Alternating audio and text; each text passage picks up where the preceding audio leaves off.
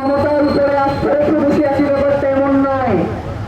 কিন্তু মমতা যেই কথা বলেছে, যেই গ্রাউন্ডে কথা বলেছে, যেই বিবরণ দিয়েছে, তাতে অবশ্যই আপনাদেরকে আমলে নিয়ে এই ব্যাপার তদন্ত করা উচিত। আমরা আপনাদের আস্থা রেখে বলতে চাই, বাংলাদেশ সরকারকে অনুরোধ করতে চাই, আপনারা অতি দ্রুত শহীদ ওসমান হত্যার বিচারের জন্য একটা নির্দিষ্ট সময়সীমা বেঁধে দেন, যে আমরা এই সময়ের ভিতরে খুনিদেরকে দেশে ফিরিয়ে আনবো। এই সময়ের ভিতরে তদন্ত কার্য সম্পন্ন হবে এবং এই সময়ের ভিতরে তার বিচার কার্য সম্পন্ন হবে। এর বাইরে আমাদের কোনো নতুন কোনো দাবি নাই।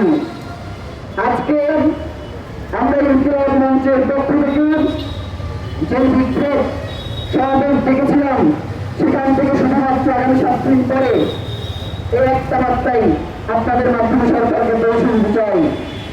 সরকার যাতে আমাদেরকে একটা সুনির্দিষ্ট রূপরেখা প্রণয়ন করবে, তিনি এতদিনের মধ্যে বিচার করবে। নয়তো আগামী শুক্রবার, এই শুক্রবার থেকে আগামী শুক্রবারের মধ্যে সরকার যদি সুনির্দিষ্ট কোনো তথ্য বা সুনির্দিষ্ট সময়সীমা প্রণয়ন করতে না পারে, বাংলাদেশের জনগণকে সাথে নিয়ে আমরা এই শাহবাগে অবস্থান কর্মসূচি দিতে বাধ্য হব। এই অবস্থান